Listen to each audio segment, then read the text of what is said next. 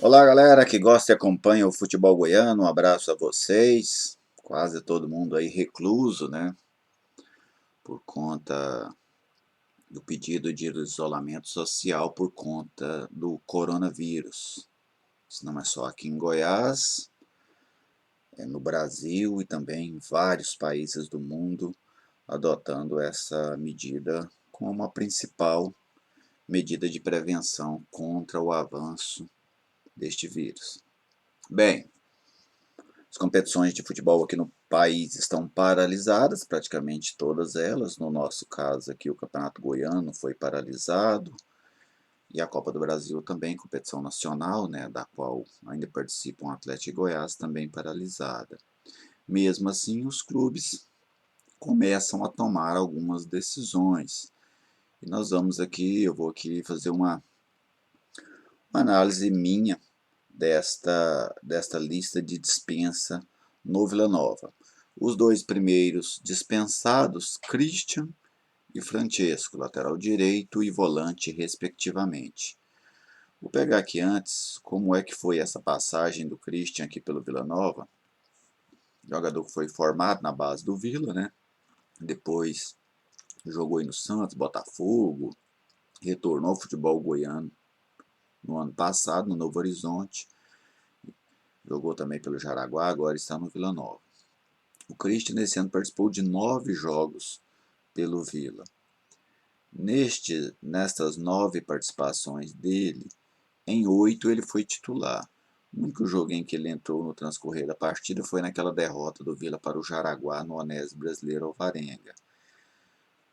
O Christian, basicamente, ele fez um grande jogo no Vila. Talvez não grande, mas um jogo bom, que foi aquele clássico contra o Goiás lá no Oba. Aquele jogo o Christian teve um bom desempenho, mas no geral a participação dele foi muito fraca.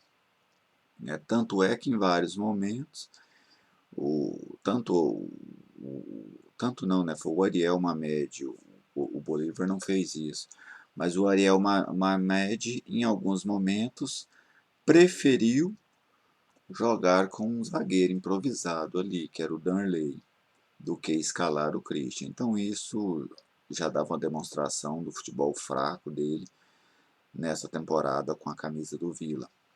Então, para mim, uma decisão acertada da diretoria do Vila. O Christian seria um jogador que dificilmente ajudaria o Clube Colorado na Série C do Campeonato Brasileiro, que é a competição de maior interesse para o Vila nessa temporada. Então, é melhor você já abrir espaço para a chegada de um outro jogador. Inclusive, acho que o Vila precisa de 2 laterais, né? Porque o Vila não tinha um lateral reserva. Então seria interessante que o Vila tivesse pelo menos mais um lateral, né? Chegou aí o Coronel, a gente precisa ver o desempenho dele. Tomara que ele consiga ir bem. E aí o Vila precisaria trazer um outro lateral. Francesco, nessa passagem do Francesco pelo Vila com apenas 5 jogos, ele participou de apenas 5 jogos neste ano e foi titular em apenas um, que foi naquela derrota para o Jaraguá. Nas outras 4 partidas em que ele entrou, que foram contra o Grêmio Anápolis no Oba, o Goiás na Serrinha, o Craque no Oba e o Grêmio Anápolis no Jonas Duarte, em todas elas ele entrou no transcorrer da partida, não brigou pela titularidade de verdadeiramente hora alguma. Então é um jogador também que para mim não fará falta ao elenco colorado. Ganhou uma certa notoriedade quando deu aquela declaração, né, apimentando o clássico entre Goiás e Vila Nova, mas aquele foi o ato mais expressivo do Francesco nessa temporada.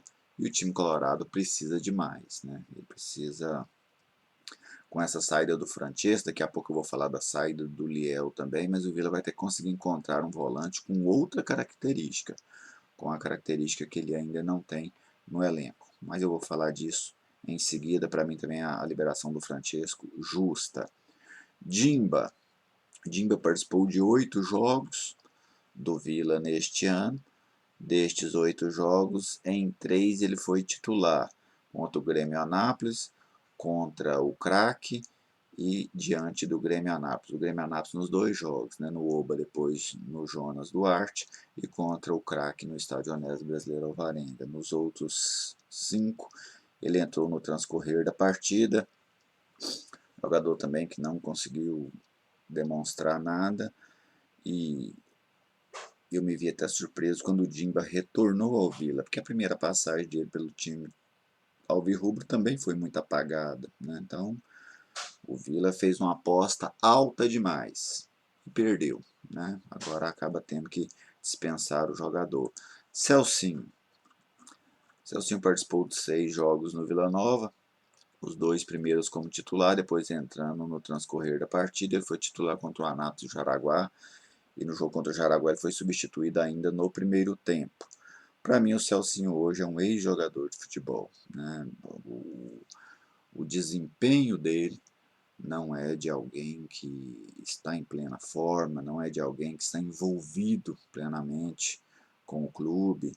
Então, é um jogador que não iria acrescentar mais nada ao Vila, dificilmente acrescentaria alguma coisa ao Vila nesse restante temporada. Para mim, justa a liberação. O goleiro Wallace também foi liberado, jogou no Goiás, na Aparecidense, né, rodou aí por clubes do interior. Ele nem chegou a jogar com o Vila. E quando ele veio, eu já questionei, porque o Vila trazia 2 goleiros, já tinha o Clériston aí, trouxe o Fabrício e o Wallace, quando o momento era para dar espaço para um garoto da base, né? Quase sempre ser o terceiro goleiro, o quarto goleiro, é interessante que seja um garoto da base, até para que ele vá crescendo dentro da sua estrutura. Só que o Vila estava com a sua base baleada, né, vamos dizer assim, deteriorada, e aí acabou trazendo o Wallace, mas eu acho que o Vila nessa dispensa quer muito mais se livrar do salário do jogador que qualquer outra coisa, mas o Wallace também não fará falta. O Fabrício está muito bem e o Clériston é um bom reserva. E por fim o Liel, que acho que é a dispensa que causa mais impacto, né, mais polêmica. Jogador mais experiente, veio do Criciúma. Liel fez 8 jogos pelo Vila, todos eles como titular. Jogador que estava fora de forma, é verdade. Eu tenho para mim que o Liel era alguém que poderia ajudar o Vila. Até acho que poderia ajudar mais como zagueiro do que como volante. Mas um jogador também não pode chegar no final de março fora de forma, né? Ele teve um problema, fez uma cirurgia no ano passado, mesmo assim, pelo menos 2 meses de atividade e ainda fora de forma. Imagino que isso tenha pesado muito contra o jogador, porque como ele vinha sendo titular, só no último jogo que ele não foi, o Bolívar não o levou para a partida lá contra o... Não foi para a partida contra o Jaraguá, né? Foi para o jogo contra o Anápolis. O Bolívar não o relacionou para essa partida. Só que o Liel, nas condições que ele está hoje, fora de forma, ele não ajuda o Vila. Mas eu imagino que era um jogador que o Vila poderia sim tentar condicioná-lo e ele ser importante na Série C. Agora eu não estou no dia a dia do Vila. Quem está lá, no caso a comissão técnica, os fisiologistas, a comissão técnica de um modo geral, né, o staff do Vila, pode ter detectado que era um jogador que não iria entrar em forma, né, que é um jogador que não vinha perdendo peso com o passar do tempo e os jogos demonstravam isso, né, que era quando a gente podia vê-lo. Então eu creio que o Liel foi muito mais dispensado pela questão física do que pela questão técnica, porque tecnicamente eu vejo que é um jogador que poderia ajudar o Vila Nova. Bem, feito as dispensas, 6, acho que a única, como eu citei aqui, que cabe polêmica é a do Liel. O Vila abre espaço para a chegada de novos jogadores. Evidentemente que esse não é o ideal, né? Interessante era que o Vila já tivesse trazido atletas com uma capacidade melhor para ajudar mais a equipe no início do ano. Até porque essas dispensas têm custo. Então o Vila, que já está sem dinheiro, ele dispensa alguns jogadores, terá custo com todas essas dispensas, para trazer outros, que também terá custo. Então, se contratar 20 jogadores tem um preço, contratar 30 tem outro, né? E o Vila vai partir para este outro preço. A resposta do time até agora na temporada não é boa, então é preciso fazer a mudança. Mas ela é uma mudança que vai custar, sim, caro ao time colorado.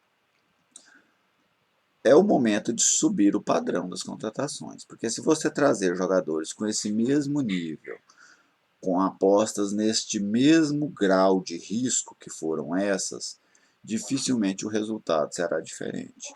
É provável que daqui, quando começar a Série C, que a gente não sabe quando vai começar, mas passada ali 5, 6, 7 rodadas, talvez o Vila tenha que montar outro time de novo, se as contratações agora não forem contratações diferenciadas, contratações que ajudem o clube. Então o Vila agora, é caro? É, mas ficar na Série C é muito mais caro.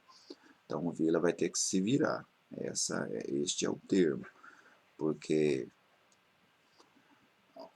a não ser que o Vila assuma um papel, e eu acho muito difícil que os dirigentes façam isso, do Vila e de qualquer outro, que é o seguinte, olha, o Vila vai ficar na Série C por 2, 3 anos, mas vai se estabilizar financeiramente e depois a tentar dar um salto maior. Penso que dificilmente a diretoria do Vila vai assumir esse papel. Então, não estando disposta a assumir esse papel, vai ter que trazer jogadores de uma qualidade um pouco melhor e também jogadores que custam um pouco mais caro. Como pagar isso? O Vila vai ter que arrumar os seus métodos. Beleza, gente? Opine aí sobre essas dispensas do Vila Nova. Vamos seguir nesse tempo aí. Daqui a pouco a gente deve passar aí por uma quarentena, assim como o estado de São Paulo e outros países já estão passando. Uma quarentena obrigatória, né, para toda a população. Mas nós vamos debatendo aqui as coisas do futebol goiano. Nesse período também fazer alguns vídeos sobre assuntos um pouco mais profundos, fora aí do factual. Um abraço a todos vocês e até a próxima.